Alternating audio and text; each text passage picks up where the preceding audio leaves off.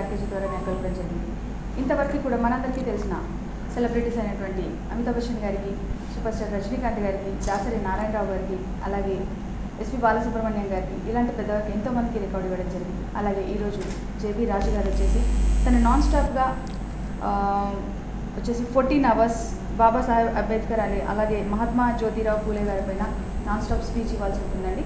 ఈ స్పీచ్లో వచ్చి every rules and regulations ప్రకారం ఎవ్రీ 1 hourకి 5 minutes బ్రేక్ ఉంటుంది. తను ఎవ్రీ 1 hourకి 5 minutes బ్రేక్ తీసుకోవచ్చు, లేదా యాజ్ పర్ తన కన్వీనియంట్ని బట్టేసి 2-3 hours నాన్ స్టాప్గా చేసి ఆ తర్వాత 10 to 15 minutes కూడా బ్రేక్ తీసుకోవచ్చు. సో ఈ ప్రోగ్రాంలో తను సక్సెస్ అవ్వాలని మనస్ఫూర్తిగా కోరుకుంటూ I wish you good luck sir. Thank you very much అమ్మ.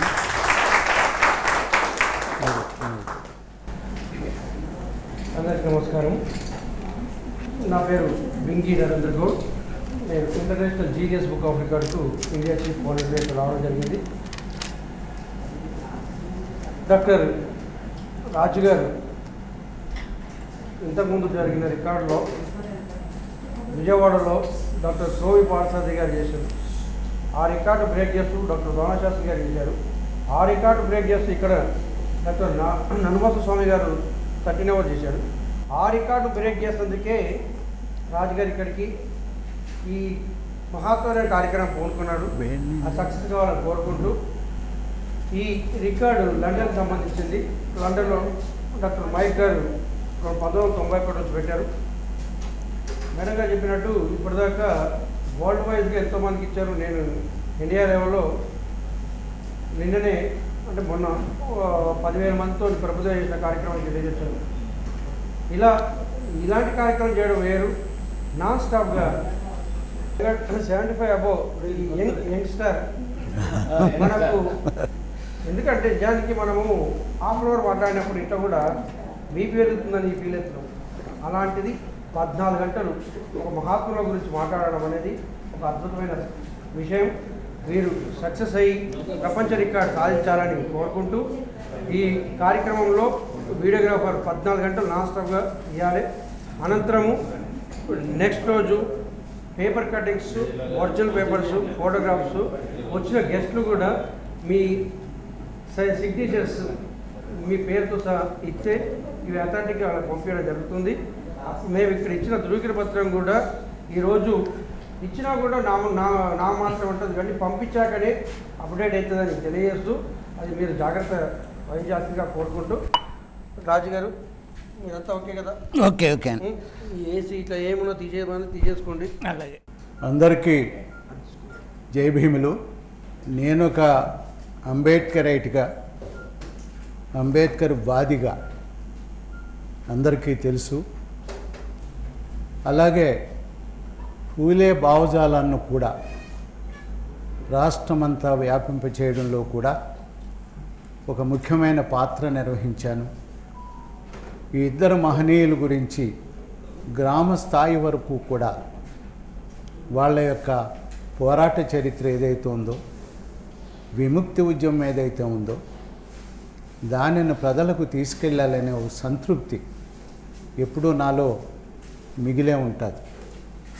అయితే వయసు ఎంత వచ్చినప్పటికీ కూడా ఈ మహనీయులు ఇచ్చినటువంటి స్ఫూర్తి ఏదైతే ఉందో ఆ స్ఫూర్తి వల్ల నేను గతంలో యవ్వన దశలో ఎట్లాగైతే మాట్లాడగలిగాను ఇంచుమించు ఇప్పుడు కూడా అదే పద్ధతిలో మాట్లాడగలుగుతున్నాను.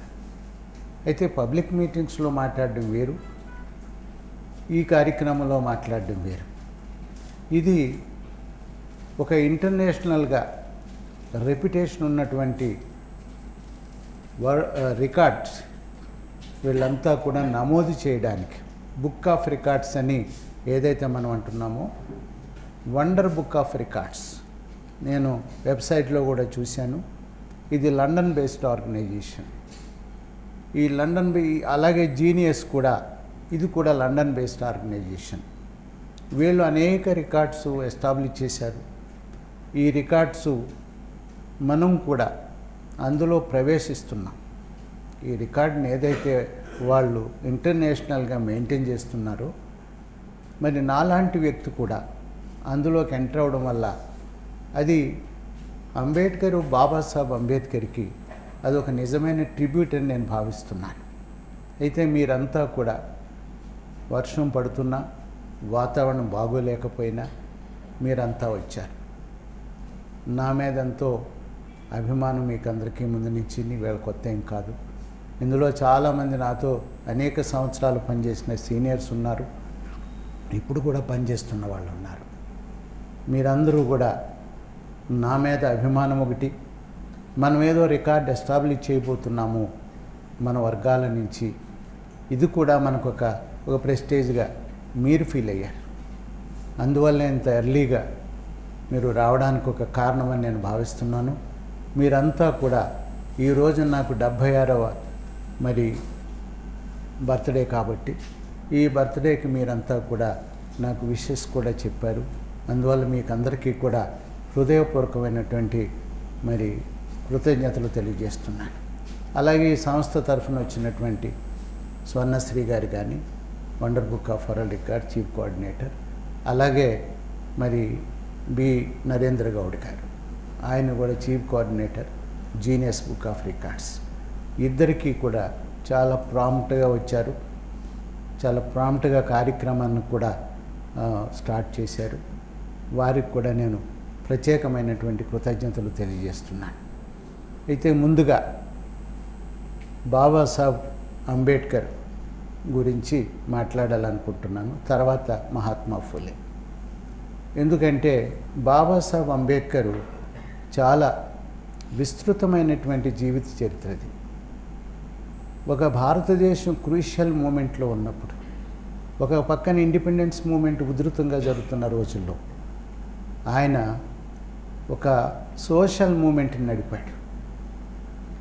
దానిని కూడా ఆయన ఈ సోషల్ మూమెంట్ కూడా భారతదేశంలో జరుగుతున్నటువంటి రాజకీయ పోరాటంలో, ఉద్యమంలో భాగమని మీరంతా గ్రహించాలని కూడా ఆ రోజుల్లో ఉన్నటువంటి నాయకులకు అందరికీ చెప్పడం జరిగింది.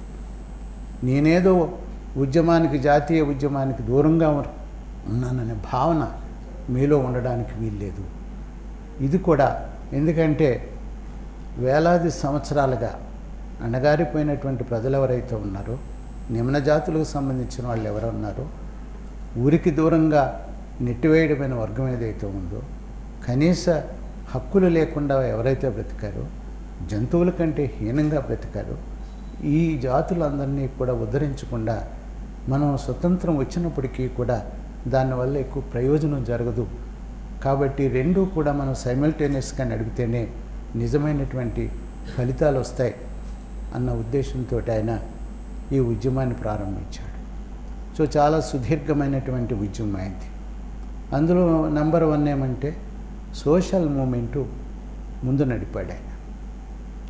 సోషల్గా ఈ ప్రజలంతా కూడా అణగారి ఉన్నారు, వివక్ష ఉన్నది భారతదేశంలో, ఈ వివక్షను తొలగించాలి. ఈ వివక్షను తొలగించాలంటే మిగతా వర్గాలతో సమానంగా వాళ్ళని పైకి తీసుకురావాల్సిన అవసరం ఉంది. వాళ్ళ పైకి తీసుకురావాలంటే ఎవరో వచ్చి మనల్ని ఉద్ధరించరు, మనంతట మనమే స్వయం కృషితోటి పైకి రావాలని ఒక ఉద్దేశంతో ఆయన దేశమంతా పర్యటించాడు, గ్రామాలకు కూడా వెళ్ళాడు, ప్రజల్లో చైతన్యం తీసుకొచ్చాడు, సంఘటితపరిచాడు, ఎడ్యుకేట్, ఆర్గనైజ్, యాజిటేట్ అన్నాడు. ఈ సూత్రాన్ని ఆయనే ముందు అమలు చేసి చూపించాడు. ఎడ్యుకేట్ అంటే ఏంటి అంటే, ఎడ్యుకేట్ అంటే ఎడ్యుకేషనే కాదు, బోధించు అనే అర్థం ఉన్నది, చైతన్యపరచు అనే అర్థం ఉన్నది అందులో. అట్లాగే అంబేద్కర్ గారు ఆర్గనైజ్ కావడం వల్ల ఒక సంఘటిత శక్తి మనలో వస్తుంది. ఈ సంఘటిత శక్తితో మనం పోరాటం చేయగలుగుతాం. ఎందుకంటే అనేక వేల సంవత్సరాలు, అంటే ఇంచుమించు ఒక 2500 సంవత్సరాలు అణగారిపోయినంటే జాతి మేల్కొల్పాలంటే చిన్న విషయం ఏం కాదు. వాళ్ళు చైతన్యం రావాలంటే చాలా అది జటిలమైన సమస్య. కాబట్టి దీనిని తీసుకుని ఆయన గ్రామం వెళ్ళిన సంగతి మనకు తెలుసు, దేశమంతా పర్యటన చేసినటువంటి సంగతి మనకు తెలుసు. కాబట్టి ఆయన జీవిత చరిత్ర ముందుగా విస్తారంగా ఉన్నటువంటి చరిత్ర. కాబట్టి విస్తారంగా ఉన్నటువంటి చరిత్రను ముందుకు తీసుకుపోవాలని నా ఉద్దేశం. అయితే లాస్ట్ టైం మన మిత్రులు కొంతమంది కలిసి మీరు మీ ఇంటికి వస్తాము, గతంలో మాట మేము మీ బర్త్డే సెలబ్రేషను ఒక కేక్ తీసుకొస్తాము అని చాలామంది మిత్రులు అభిమానంతో చెప్తూ ఉండేవారు. నేను అనేవాడిని, నేను ఎప్పుడు చేసుకోలేదయ్యా, ఏదన్నా చేసుకుంటే ఒక ఆర్ఫనేజ్లో చేసుకుందాం, లేదు పిల్లలు గవర్నమెంట్ స్కూల్లో ఉంటారు, చదువుతూ ఉంటారు, వాళ్ళకి బుక్కులు లేకపోతే మనం బుక్స్ ఇద్దాం, ఇటువంటి కార్యక్రమం చేస్తే బట్టలు లేకపోతే బట్టలు ఇద్దాం, యూనిఫామ్ లేకపోతే యూనిఫామ్ ఇద్దాం, ఈ రకంగా చేయాలని కొన్ని గతంలో చేయడం జరిగింది. ఈసారి కూడా అలాగే చేయాలని కొంత ఆలోచన ఉండేది.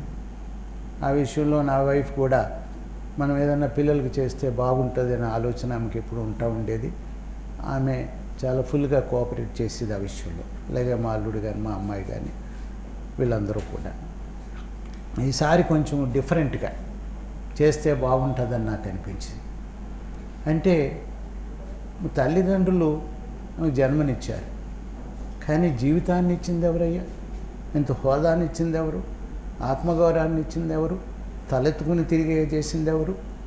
పెద్ద పెద్ద మనం ఇంజనీర్సు, డాక్టర్సు, ఎమ్మెల్యేసు, ఎంపీసు, మినిస్టర్సు, ఇటువంటి స్థాయి మనం కల్పించింది ఎవరు? ముఖ్యంగా నాకు కల్పించింది ఎవరు? బాబాసాహెబ్ అంబేద్కర్. కాబట్టి నా జన్మదినాన్న మనకి జీవితాన్ని ఇచ్చినటువంటి వ్యక్తి, మెరుగైన జీవితాన్ని ఇచ్చినటువంటి వ్యక్తి, అన్నగారిన వర్గంలో పుట్టినటువంటి మనకి అందరితో సమాన స్థాయిలో బ్రతికేటటువంటి ఒక అద్భుతమైనటువంటి జీవితాన్ని మనకిచ్చాడు. ఇంత గొప్ప జీవితాన్ని మనకిచ్చినటువంటి అంబేద్కర్కి మనం తప్పకుండా నివాళులు అర్పించాలి, హృదయపూర్వకంగా కృతజ్ఞత చెప్పాలి ఆయనకన్న ఉద్దేశంతో నాకు ఈ తలంపు రావడం జరిగింది. వెంటనే మన ఫోన్ చేశాను స్వర్ణశ్రీ గారికి, ఇట్లా అమ్మ నేను చేయాలనుకుంటున్నాను. నేను లేదు మీరు చేయండి, మేము తప్పకుండా మీకు కోఆపరేట్ చేస్తాం. నరేంద్ర గౌడ్ గారు ఫోన్ చేస్తే ఆయన కూడా మీరు తప్పకుండా మేము చేస్తామన్నారు. సో అందువల్ల కొంత డిఫరెంట్గా ఈ రోజున నా జన్మదిన కార్యక్రమాన్ని చేసుకోవడం జరుగుతుంది. అంబేద్కర్ గారు ముందుగా నేను చెప్పినట్టు మన జీవితాల్లో ఒక వెలుగు ఇచ్చినటువంటి వ్యక్తి, ఒక వెలుగు మార్గాన్ని చూపించాడు, వ్యక్తిగతంగా మనకు వెలుగు ఇచ్చాడు. సో ఈ వెలుగు ఇచ్చినటువంటి వ్యక్తికి నివాళులు అర్పించడం అనేది అనేక కార్యక్రమాల్లో నేను పాల్గొన్నాను. బహుశా కొన్ని వేల కార్యక్రమాలు మీకు అందరికీ తెలుసు. ఎక్కడ అంబేద్కర్ విగ్రహం మరి ఆవిష్కరణ అయినా అందులో నేను 95% ఆంధ్రప్రదేశ్లో 2 రాష్ట్రాల్లో ఎక్కడ అంబేద్కర్ ఆవిష్కరణ జరిగిన ఇంచుమిన్న అన్నిటిల్లో కూడా నేను పార్టిసిపేట్ చేయడం జరుగుతూ ఉంది. కొన్ని నా చేతే ఆవిష్కరింపు చేయడం కూడా జరుగుతూ ఉంది. సో అటువంటి మహనీయుని గురించి అనేక సందర్భాల్లో చెప్పడం జరిగింది. కానీ ఈ రోజున ఆ మహనీయుడి గురించి 14 గంటలు చెప్తే ఎలా ఉంటుంది? ఒక రికార్డు కూడా మనం ఎస్టాబ్లిష్ చేసినట్టు ఉంటుంది. రికార్డ్ బ్రేక్ అని నేను అన్ను, ఒక రికార్డు ఎస్టాబ్లిష్ చేద్దాం మనం కూడా. అది బ్రేక్ అయి ఉండొచ్చు, లేదు కనీసం మనకు సంతృప్తంగా ఉంటుంది ఒకవేళ బ్రేక్ కాకపోయినా. కానీ ఇప్పుడు మిత్రులు ఇద్దరు చెప్పినట్టు అది బ్రేక్ అని చెప్పుకొచ్చారు. ముందు 12, 13, ఈ రోజున 14 మనం చేస్తున్నాం. ఒక అంటరాని కులంలో పుట్టినటువంటి అంబేద్కర్ ఒక సామాన్య అగ్రకులాల్లో దృష్టిలో ఎందుకు పనికిరాని వర్గం ఇది, గుర్తింపు లేనటువంటి వర్గంలో పుట్టాడు. స్కూల్లో చదివే రోజుల్లో అందరు పిల్లలు బెంచ్ మీద కూర్చుంటే ఈయన మాత్రం ఈయన అన్న బలరాం ఇద్దరూ కూడా బయట కూర్చునేవారు. ఎక్కడ కూర్చోవాలి? రూమ్ అవతల కూర్చొని పాఠం వినాలి, టీచర్ చెప్పేది. ఒక గోనె పట్టు తెచ్చుకోవాలి, ఆ గోనె సంచి మీద కూర్చోవాలి వీళ్ళు. ఎంత అవమానం అది! కానీ అవమానం భరించి కూడా వాళ్ళు అక్కడ దాని మీద కూర్చుని స్కూలులో కూడా ప్రవేశం లేనటువంటి, స్కూలు బయట కూర్చున్నటువంటి ఒక దళిత బాలుడు ఎక్కడ కూర్చున్నాడా? ఆ తర్వాత పార్లమెంటులో కూర్చుని రాజ్యాంగం రాశాడు. ఎంత స్థాయి పెరిగింది. ఆ తర్వాత ఈ రోజున యునైటెడ్ నేషన్స్ 193 దేశాలు కలిగినటువంటి యునైటెడ్ నేషన్స్, ఈ యునైటెడ్ నేషన్స్లో ఆయనకు అద్భుతమైన నివాళులు అర్పించారు 193 దేశాల ప్రతినిధులంతా కూడా. సో ఆయన ఆ స్థాయికి ఎదగడం వల్ల మన స్థాయి కూడా పెంచాడు ఆయన. మన యొక్క శక్తి సామర్థ్యాలు ఏంటో ప్రపంచానికి నిరూపించాడు. మాకు అవకాశం వస్తే మీకెవరికి తీసిపోమనేది ఆయన నిరూపించాడు. చదువుకునే అవకాశం లేక చదువు లేదు, ఉద్యోగం చేసే అవకాశం లేక ఉద్యోగం లేదు, ఎమ్మెల్యే చేసే అవకాశం లేక ఎమ్మెల్యే కాలేకపోయాం. అవకాశం ఇస్తే మీరెవ్వరికి తీసిపోమన్న పద్ధతిలో ఆయన అద్భుతమైనటువంటి ఒక వ్యక్తిత్వాన్ని నిరూపించాడు బాబాసాహెబ్ అంబేద్కర్ గారు. ఇది శక్తి సామర్థ్యాలు ఎట్లా సంపాదించాడు ఈ విషయాలు తర్వాత చెప్తాను. కానీ నిన్న మొన్నటి వరకు కూడా ఇంత శక్తి సామర్థ్యాలు మేధావిగా ఉన్నప్పటికీ కూడా వీళ్ళెవరూ కూడా సరిగ్గా గుర్తించలేదు. ఎంత రాజ్యాంగం రాసినప్పటికీ కూడా ఒక దళిత నాయకుడిగానే గుర్తించారు తప్పించి ఎప్పుడూ కూడా వాళ్ళు ఒక మహామేధావిగా, ఒక అద్భుతమైన శక్తి సామర్థ్యాలు వ్యక్తిత్వం ఉన్నటువంటి ఒక మహనీయుడిగా వాళ్ళు గుర్తించలేదు. అయితే అంబేద్కర్ గారు అప్పుడప్పుడు తన సన్నిహితులతో అంటూ ఉండేవాడట, నేను 14వ రత్నమని. ఎందుకు 14వ రత్నం అంటే ఆయన 14వ సంతానం, అందువల్ల గమ్మత్తుగా అనేవాడట. ఏంటి మీరని మాటల్లో ఆయన చాలా సంతోషంగా ఉండే సమయంలో నేను ఏం మామూలు మనిషిని అనుకుంటున్నారా, నేను 14వ రత్నం అన్నట్టు. లేటుగా గుర్తించిన భారతదేశం భారతరత్న ఇచ్చింది. అంటే ఆయన చనిపోయిన 35 సంవత్సరాలకి ఆయనకు భారతరత్న ఇవ్వడం జరిగింది.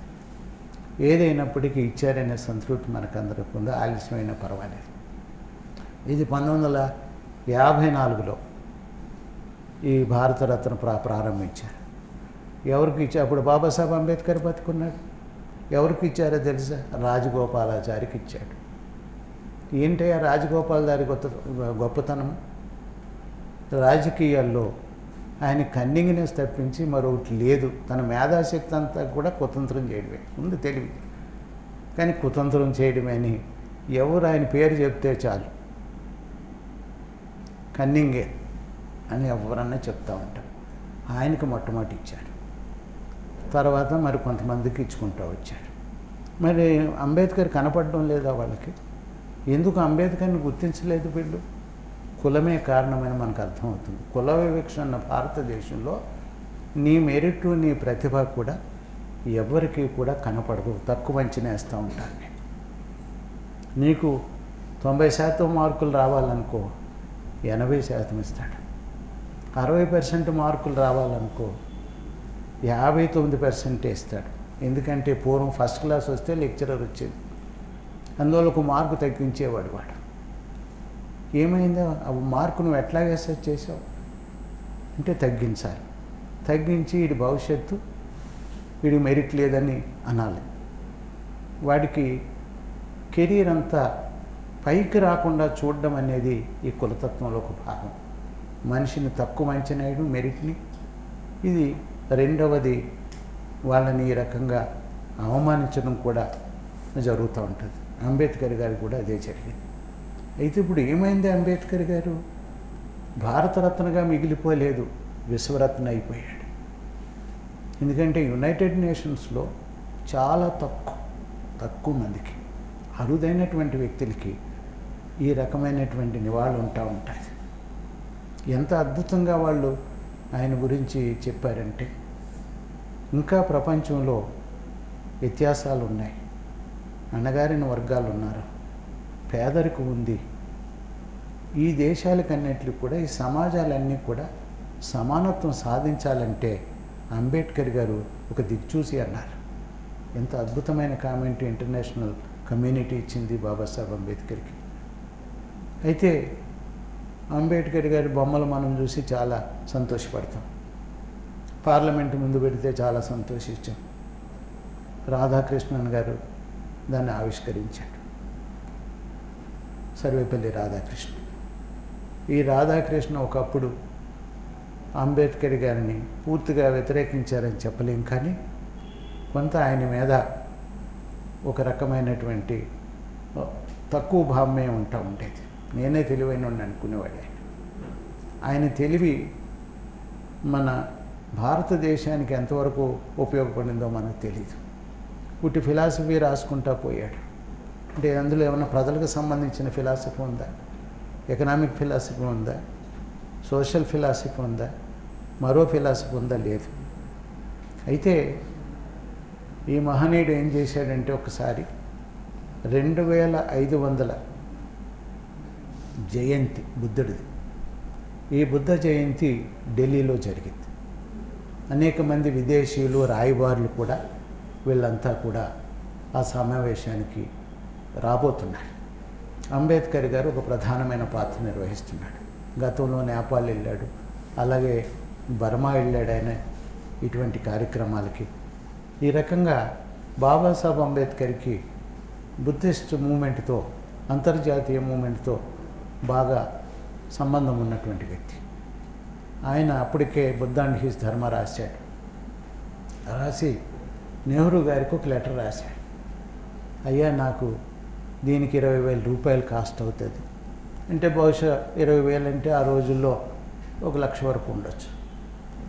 నా దగ్గర అంత డబ్బు లేదు, కానీ మీరు ఒక జయంతి కమిటీ వేశారు బుద్ధుడిది.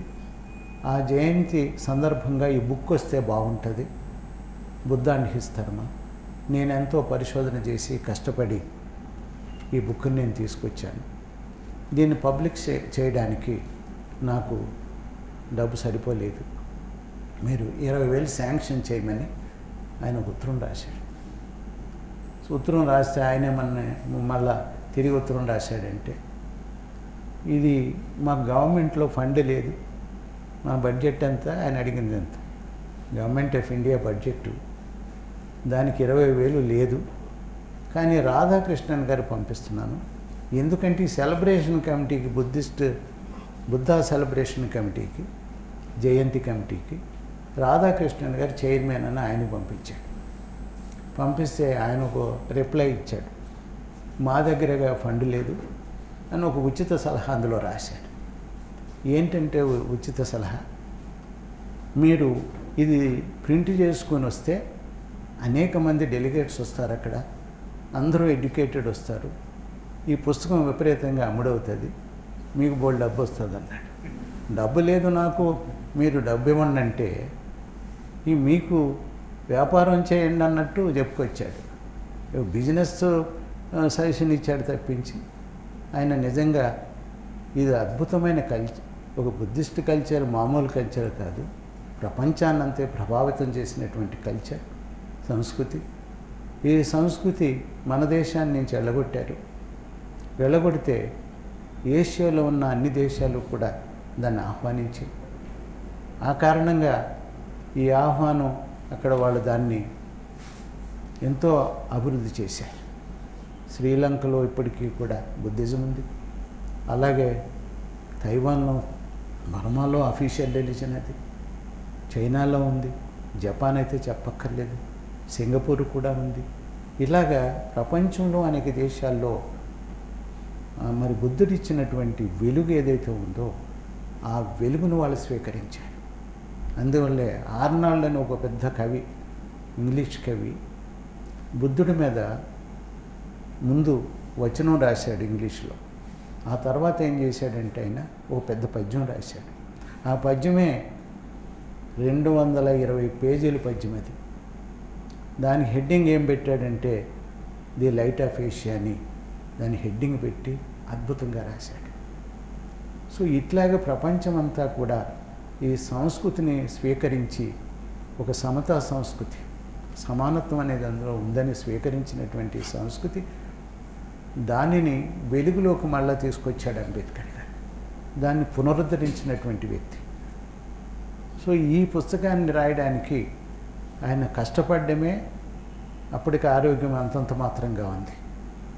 సో అంతంత మాత్రంగా ఆరోగ్యం ఉన్నా సరే దీని మీద చాలా కాన్సన్ట్రేట్ చేసి ఒక అద్భుతమైన బుక్ రాస్తే రాధాకృష్ణన్ గారి రిప్లై అలాగుంది. ఎంత గౌరవించాడో అంబేద్కర్ గారిని, ఒక మేధావిని, ఒక రాజ్యాంగ నిర్మాతని మనకు అర్థమైపోతుంది. కానీ 1962 అనుకుంటాను ఆయన రాష్ట్రపతిగా ఉన్నప్పుడు ఆ విగ్రహాన్ని పార్లమెంటు ముందు ఆవిష్కరించారు. ఆయన ఆవిష్కరించాడు. ఏ వ్యక్తి అయితే తక్కువ అంచనా వేశాడో అంబేద్కర్ గారిని, ఒక రకంగా అది తక్కువ అంచనా, ఒక నిర్లక్ష్య భావాన్ని చూపించాడు. ఆయన మరి విగ్రహాన్ని ఆవిష్కరించాడు. సో మనలాగా చరిత్ర తెలిసిన వాళ్ళకి వీళ్ళు లోపల ఒకటి బయట ఒకటి, నిజమైన భక్తిభావం, భక్తి అట్టిపెట్టు, ఒక రిగార్డు కూడా లేదు, గౌరవం భావం కూడా లేదు ఈ దేశంలో అని మనకు అర్థమైపోతుంది. అటువంటి వ్యక్తి ఈ రోజున ఏమైందంటే ప్రపంచమే గుర్తిస్తుంది, ప్రపంచ స్థాయిలో గుర్తిస్తుంది.